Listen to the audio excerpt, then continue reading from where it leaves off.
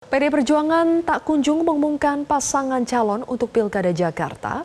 Hari ini dalam pidatonya, Bu Mega kembali menyampaikan apakah bakal calon kepala daerah mau ikut PD Perjuangan atau mau dompleng saja.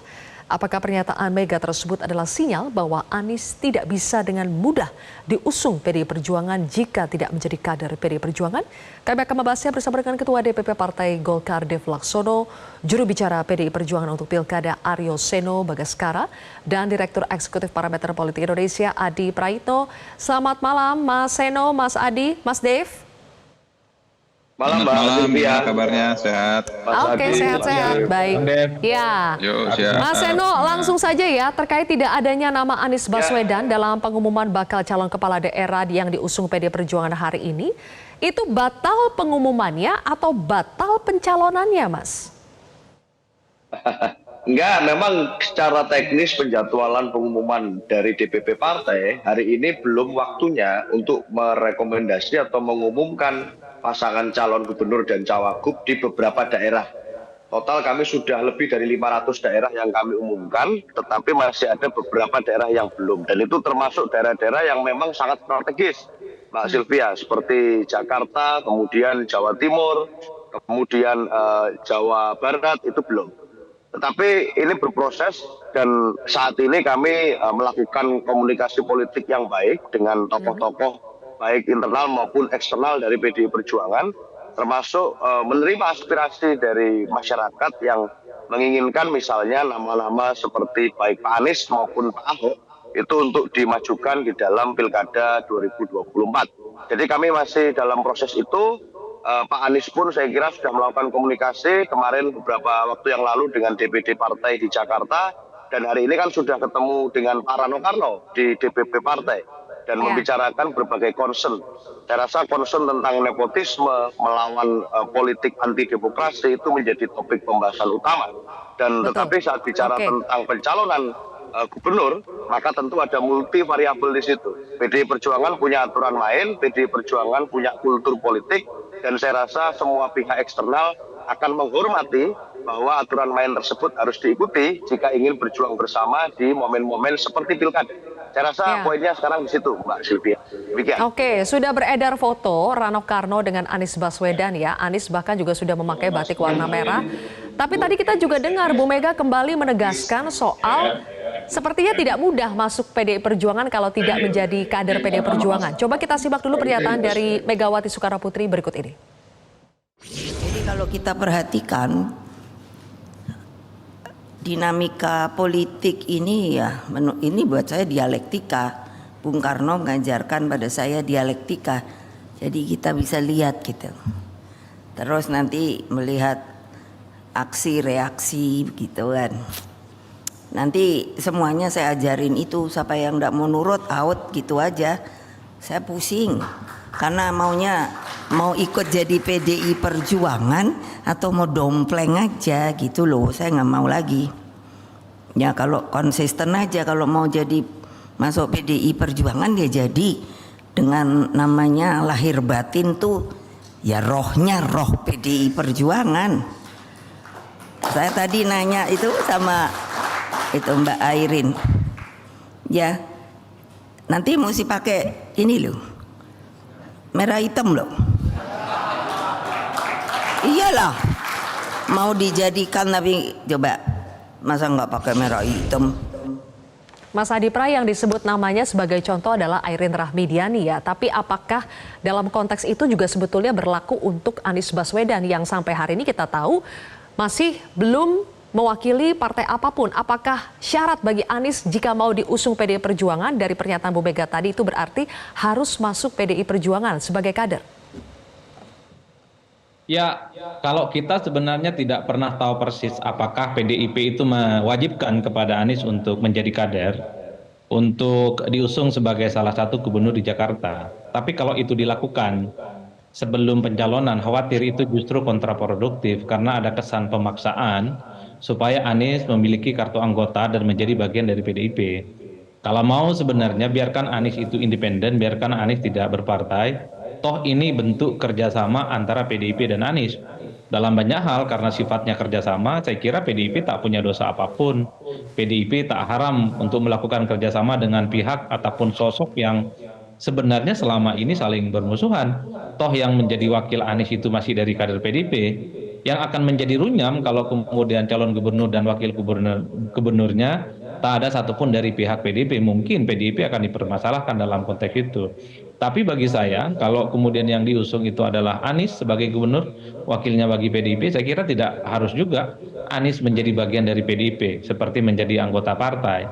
Kalau mau memang ini long term, bahwa ada fakta integritas, Anda yang diusung oleh PDIP betul Anies Baswedan, di kemudian hari, entah butuh waktu setahun ataupun 2 tahun yang akan datang, mungkin Anies perlu untuk diajak menjadi bagian dari PDIP karena ini soal kesamaan visi, ini soal bagaimana menyamakan fatsun politik ya, termasuk soal ideologi dan visi misi yang seirisan dengan PDIP Perjuangan. Oleh karena itu, kalau kita membaca konteks politik hari ini, PDIP sebenarnya dalam banyak hal juga membutuhkan Anies dalam tanda kutip ya, yaitu sosok yang dinilai kompetitif untuk menghadapi Ridwan Kamil dan Suswono. Karena harus kita akui, yang kita melihat dari jauh, kader internal PDIP untuk melawan Ridwan Kamil, saya kira memang ini agak rumit untuk dijelaskan secara kalkulasi statistik ya. Sekalipun Ahok itu runner up, jika dihadap-hadapkan dengan Ridwan Kamil, saya kira susah. Ahok itu boleh runner up, tapi kan elektabilitasnya mentok, tidak bisa menambah dari ceruk pemilih yang lainnya. Sementara Ridwan Kamil masih sangat mungkin akan menambah dari pemilih kalangan Islam, terutama ketika PKS menjadi bagian koalisi dari Kim Plus, dan wakilnya adalah Pak Suswono, adalah kader senior, kader inti yang saya kira bisa mengkapitalisasi kekuatan politik di PKS. Ataupun nama yang diusung adalah misalnya Pak Pramono Anung yang belakangan muncul namanya ataupun Rano Karno, saya kira terlampau beresiko jika harus dihadap-hadapkan dengan Ridwan Kamil. Oleh karena itu, kalau kita melihat dari jarak jauh sebenarnya nama yang relatif kompetitif bersaing untuk bisa mengalahkan Ridwan Kamil, the one and only hanyalah Anies Baswedan. Jadi dalam konteks inilah sepertinya memang PDIP dalam posisi yang agak rumit. Satu sisi butuh orang yang punya nama besar seperti Anies, tapi pada saat yang bersamaan kaderisasi dan ideologi tetaplah menjadi utama bagi PDIP karena memang ada kecenderungan kader yang selalu diprioritaskan untuk bisa maju. Baik. Oleh karena itu hanya sekedar maju untuk kalah dan menang misalnya urusan belakangan, ya PDIP bisa mengusung siapa saja kader-kadernya. Tapi kalau berpikir untuk menang melawan kekuatannya Bang Dev Laksono, Kim Plus, apalagi di situ ada Ridwan Kamil, saya kira PDIP harus berpikir ulang kalau misalnya tidak jadi untuk mengusung Anies Baswedan. Oke, kalau maksud Bu Mega memakai pakaian berwarna merah hitam di foto tadi, Anies dengan Rano Karno juga Anies sudah pakai merah hitam tuh, Mas Eno. Jadi maksudnya apa? Harus merah hitam itu apa, Mas Eno? Ya kita ini nggak pernah ingin sebenarnya maksa-maksa orang harus ikut ke kami, harus ikut bergabung, karena buat kami kawin paksa politik itu tentu nanti outputnya juga tidak baik. Yang kami harapkan tentu jika memang ada keinginan untuk berjuang bersama dengan PDI Perjuangan, itu ada kesadaran dari semua pihak untuk sama-sama melakukan internalisasi nilai, termasuk dengan hal-hal yang disebut Bu Mega harus nurut. Bahkan kan rambu-rambunya jelas, nurut konstitusi Undang-Undang Dasar 45, nurut ideologi Pancasila, nurut platform partai, dan nurut dengan komitmen-komitmen yang dibuat. Artinya jangan sampai melaksuk PDI Perjuangan malah merasa pikir gelap dan kemudian melakukan manuver-manuver yang balelo dari komitmen-komitmen awal. Saya rasa portofolio politik PDI Perjuangan menceritakan tentang rekam jejak bahwa sudah berulang kali PDI Perjuangan ini ditinggal oleh kadernya lompat ke tempat-tempat yang lain. Buat kami hal itu menjadi penting karena tentu saja ini bagian dari pendidikan politik yang kami lakukan, kaderisasi politik yang kami lakukan. Sebab urusan pemilu ini tidak bisa dikecilkan, hanya persoalan harus memenangkan orang A, orang B, orang C. Tetapi ini juga persoalan tentang membangun iklim demokrasi yang baik dan memberikan opsi-opsi terbaik bagi rakyat Indonesia. Kita bersyukur MK membuka jalan dan harus dibalas dengan pertanggungjawaban yang baik. Tidak hanya how to win, tetapi saat memimpin nanti juga mampu mempertahankan nilai-nilai yang telah dijanjikan. Saya rasa poinnya di situ, Mbak, kenapa kita terlihat berhati-hati dalam menentukan nama di injury time ini. Oke, singkat saja ya Mas Eno, artinya Mas Anies ini sebetulnya tidak mesti ber-KTA PDI Perjuangan, tapi yang penting ideologi atau mengikuti aturan main dari PDI Perjuangan. Begitukah? Iya, artinya komitmen itu yang paling utama sebenarnya itu. Yang akan jadi bagus tidak hanya untuk Mas Anies ya. Artinya ini yang saya sampaikan ini adalah kondisi di masing-masing daerah pun dengan orang lain yang berada di eksternal partai, kalau mau berjuang dengan kami ya sebaiknya juga melakukan internalisasi nilai, melakukan satu komitmen kepada rakyat, keberpihakan pada wong cilik seperti yang kami suarakan selama ini, dan kemudian konsisten pada semangat itu. Jadi bukan hanya Mas Anies, tadi Bu Mega menyebut tentang Bu Airin misalnya, sehingga ini sama berlaku untuk semuanya. Kalau itu misalnya bisa dilakukan, ada jaminan komitmen bahwa itu akan terjadi, dan kita bisa melihat, mengecek dari rekam jejak misalnya, apakah itu kami yakin bahwa itu akan dilakukan, maka barulah kita bisa jalan bareng. Jangan sampai di tengah jalan nanti berubah, nanti ada pengkhianatan, nanti ada mbalelo. Kita tidak mau muncul ada cerita-cerita lain lagi tentang Raja Jawa demi Raja Jawa berikutnya. Saya rasa itu. Oke, Mas Eno. Baik. Oke, pindah ke Mas Dev ya. Mas Dev, salah satu yang menjadi sorotan dalam pencalonan PDI Perjuangan hari ini, pengumumannya adalah kehadiran kader Golkar sebetulnya, Ibu Airin Rahmidiani. Saya minta Anda mengomentari dulu ketika Airin akhirnya maju bukan lewat Golkar tapi lewat PDI Perjuangan. Ya, nggak apa-apa, itu kan adalah hal yang lumrah ya. Airin itu kalau nggak salah ketua TKD kan kemarin waktu pemenangan Pak Prabowo, jadi hubungannya langsung dengan Pak Prabowo. Terus juga beliau ini adalah salah satu kader tulen asli Partai Golkar, penambahan kursi, pemenangan di sejumlah wilayah, itu kan berkat kerja keras beliau dan juga seluruh jajaran kader-kader Golkar yang bertempur kemarin di wilayah Banten. Jadi itu adalah kader tulen lah. Nah, dan pilihan politik ini harus diambil dikarenakan situasi, dan ini adalah bagian dari perjalanan politik yang kita yakin pasti pada akhirnya itu yang menang adalah rakyat. Itu saja yang penting. Jadi rakyat tetap mendapatkan pemimpin yang baik, pemimpin yang amanah, dan kami semua terus bisa mengabdi dan melayani yang dengan memberikan yang terbaik. Jadi apakah DPP Golkar akan ikhlas merelakan kader tulennya untuk maju ke pilkada lewat partai lain, bukan lewat Golkar, Mas Dev? Ya, ini kan sekarang sudah berjalan, sudah terjadi. Jadi bukan masalah ikhlas, bukan masalah rela lagi. Ini masalah kita serahkan kepada masyarakat. Nanti biar masyarakat Banten yang menentukan mana yang terbaik yang mereka inginkan untuk menjadi pemimpin. Dan di sini Partai Golkar menyiapkan wadahnya dan menyiapkan tempatnya untuk semua kader bisa berkembang dan mendapatkan dukungan dan amanah dari masyarakat. Oke, baik. Kemudian apakah dari koalisi Indonesia Maju Plus itu sama penasarannya seperti apa yang dirasakan publik saat ini menanti siapa sebetulnya yang akan diusung oleh PDI Perjuangan untuk Pilgub Jakarta khususnya, Mas Dev?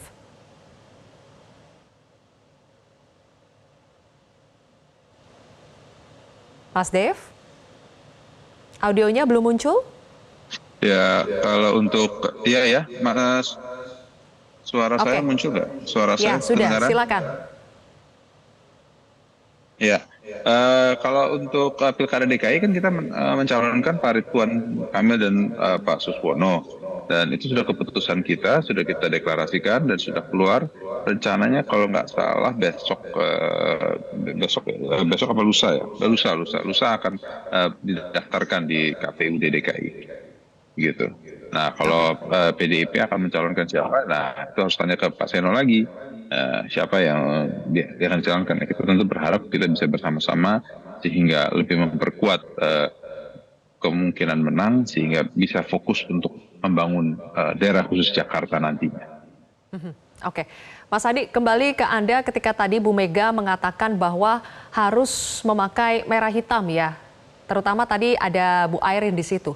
Tapi dalam konteks itu Anda membacanya apakah itu hanya sebatas pakaian saja, hanya nilai PDI Perjuangan saja yang setidaknya harus diikuti, atau ya memang harus masuk ke dalam KTA, memiliki KTA PDI Perjuangan?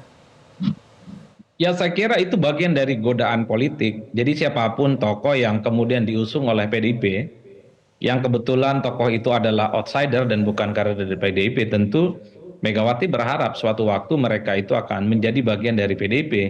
Kalau cuman seragam merah hitam, saya kira bisa dipasang dimanapun. Saya kira bisa digunakan oleh siapapun, tapi kan secara prinsip tentu PDIP ini tidak mau cuma-cuma mengusung orang yang bukan kader dan hanya memberikan karpet merah kepada mereka untuk bertanding. Tentu dari lubuk hati yang paling dalam dari kader-kader PDIP, siapapun nantinya yang diusung oleh PDIP, tentu harapan terbesarnya mereka menjadi bagian dari PDIP, berbondong-bondong masuk sebagai anggota yang saya kira kemudian bisa menjadi bagian dari keluarga besar PDIP yang di masa yang akan datang. Saya kira di situ konteksnya, meski pada saat yang bersamaan misalnya seperti Bu Airin ataupun Anies Baswedan, ini tidak mudah untuk menentukan pilihan politik dan berganti warna kepada merah dan hitam.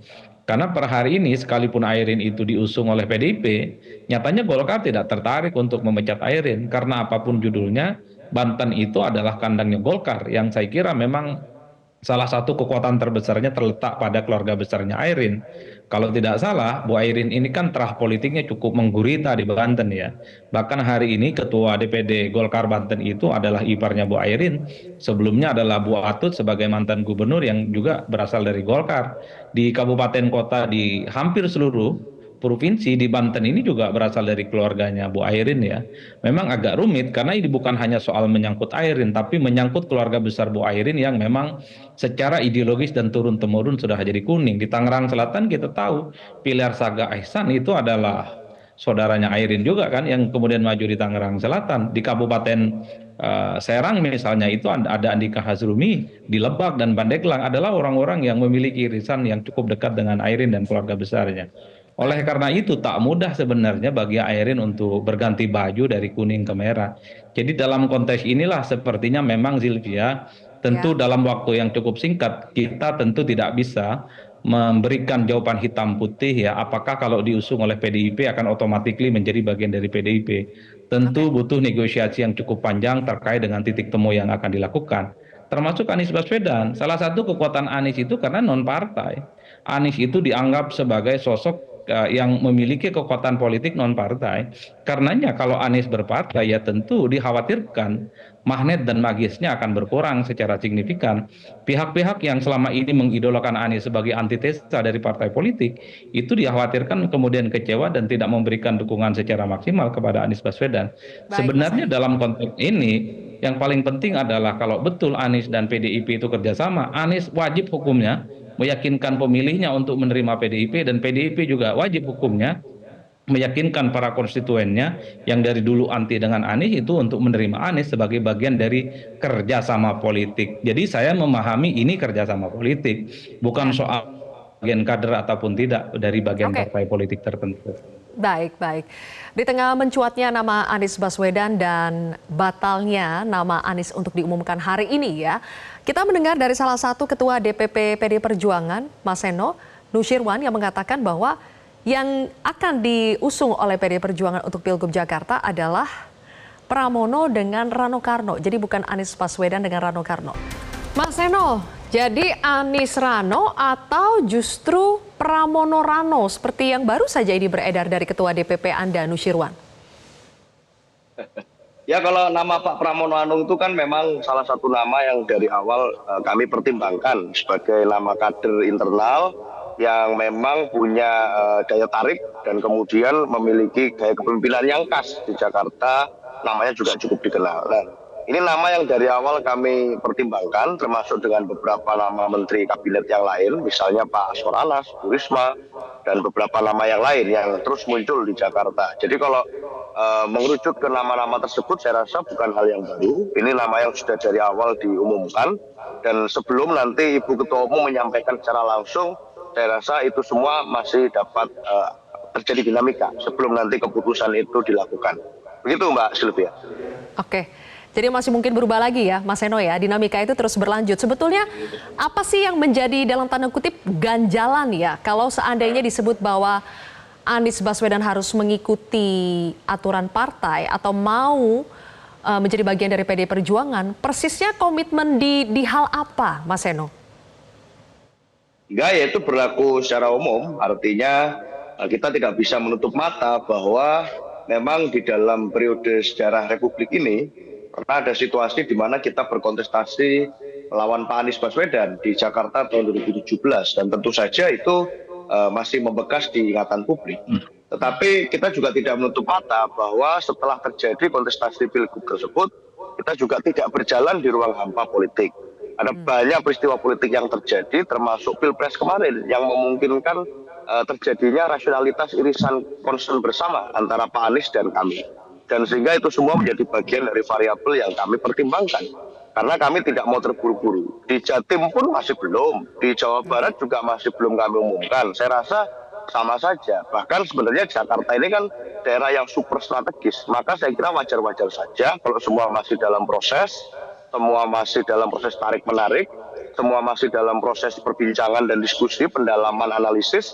Dan saya rasa ini malah matang, artinya demokrasi yang dimungkinkan terjadi melalui putusan MK kemarin membuka ruang opsi yang banyak bagi warga Jakarta. Nah, di momen injury time ini suara-suara itu semakin banyak sebelum nanti kami harus mengambil keputusan. Jadi tunggu saja Mbak, 1-2 hari kita pastikan akan mengumumkan nama yang definitif. Oke, baik. Di masa injury time ini juga, Mas Dev, apakah mungkin terjadi perubahan lagi di Kimples? Mengingat ya, contohnya saja untuk Tangerang Selatan, misalnya kita sudah dengar bahwa PKS menarik diri dari Kimples, jadi pindah tidak jadi mengusung Riza dengan Marcel begitu ya. Apakah untuk Pilgub Jakarta masih akan terjadi perubahan di Kimples? Ada yang menarik diri? Saya yakin 100% tidak akan ada perubahan apapun di dalam Kimples, khususnya di Pilkada DKI ya. Kita kan bicara spesifik ya. Kalau spesifik Pilkada DKI, saya yakin tidak akan ada perubahan, baik dukungan atau apalagi sampai mengubah calon. Semua sudah sepakat bahwa Rituan Suswono adalah yang terbaik. Jadi kita tinggal tunggu pendaftarannya yang insya Allah akan dilakukan 2 hari lagi. Dan untuk akan memperkokoh sikap posisi kita. Oke, apakah ada konsolidasi terbaru pasca putusan MK yang ditindaklanjuti dengan PKPU terbaru bahwa ambang batas pencalonan itu berubah sehingga memungkinkan ada 8 partai ya setidaknya untuk Jakarta yang bisa mengusung sendiri. Apakah sempat ada konsolidasi ulang mengenai untuk menanggapi perubahan putusan tersebut? Kalau secara garis besar di masing-masing partai, khususnya kami di Golkar sih ada pembahasan khusus karena berkaitan tentang strategi di masing-masing wilayah. Akan tapi untuk wilayah DKI tidak akan berdampak apapun. Ya, kita hanya sembari menunggu siapa lagi calon akan maju untuk kita mengejar strategi kemenangan kita seperti apa nanti. Oke, Mas Dev. Jika nantinya pasangan RK Suswono akan bertanding dengan pasangan dari PDI Perjuangan ya, kita belum pasti siapa sebetulnya yang diusung, tapi per hari ini yang mencuat adalah Anies Baswedan dengan Rano Karno, dan disebut-sebut dari berbagai lembaga surveinya Anies masih jauh unggul dibandingkan RK. Bagaimana, sudah adakah strategi dari Kimples untuk bagaimana supaya RK ini kalau harus berhadapan dengan Anies itu bisa unggul di Jakarta? Iya, nggak gini. Yang kita tonjolkan di sini kan adalah ide, gagasan dan juga konsep, dan juga kita berbandingkan dengan basis-basis massa yang ada di DKI, baik basis massa yang mungkin tradisional, garis keras tradisional kah, ataupun juga pendatang modern, ataupun juga karena kan DKI ini kan sangat berwarna ya.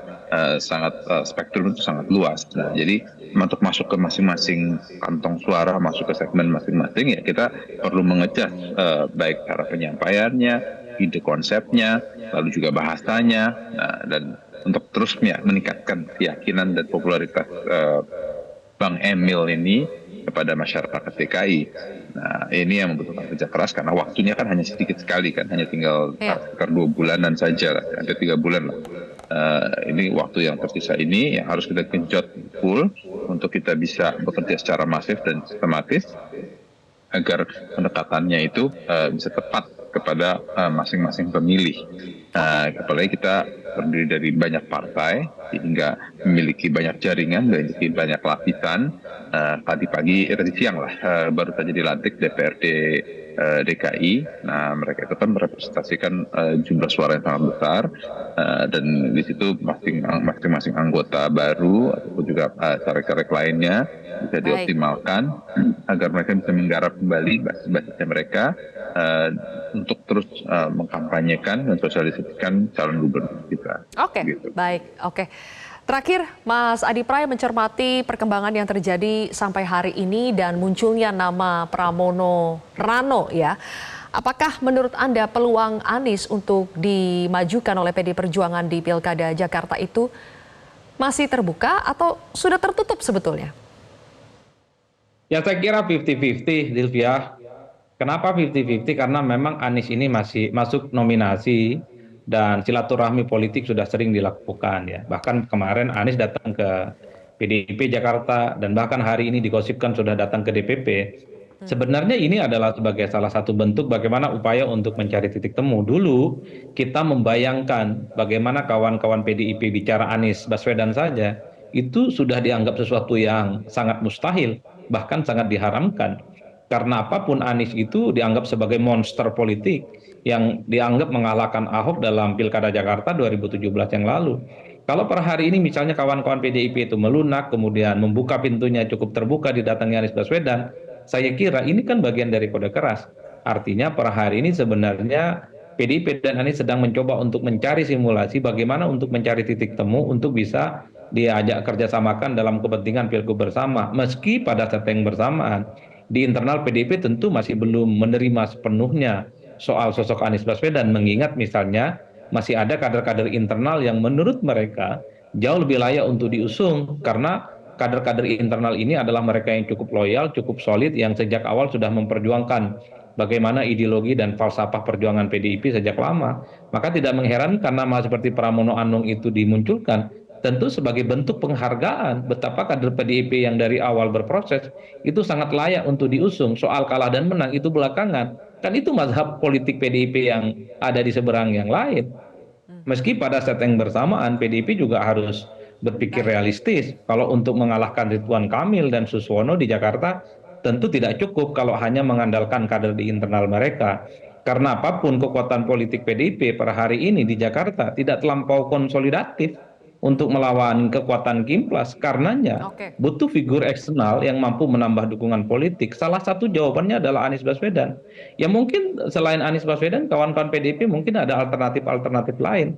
Tapi yang paling eligible dan rasional per hari ini tentu adalah ada Anies Baswedan. Dan bagi saya, kalau PDIP kerjasama dengan Anies bukan suatu hal yang dosa. Karena PDIP masih punya calon wakil yang bisa disorongkan. Dalam konteks itulah saya kira memang mencari titik temu, terutama untuk menjinakkan mental model para pendukung Anies dan PDIP per hari ini perlu untuk disamakan. Kalau ini bisa dikompromikan ya saya kira Anies masih punya harapan untuk bisa maju di PDIP. Kecuali mulai besok dan lusa PDIP ini tutup mata bahwa bagi mereka ideologi partai kaderisasi adalah yang utama, maka tak ada cerita bagi orang lain seperti Anies untuk bisa maju. Kalah menang melawan Ridwan Kamil dan Suswono itu lain hal. Kalau itu yang terjadi, maka bisa dipastikan lagi pencalonan Anies di Jakarta wassalam untuk yang ketiga kalinya. Baik ya, kita lihat ya apakah wassalam atau justru jati betulan, maju betulan. Terima kasih Mas Adi, Mas Seno dan juga Mas Dev sudah bergabung bersama kami di Prime Time News hari ini. Jelajahi cara baru mendapatkan informasi. Download Metro TV Extend sekarang.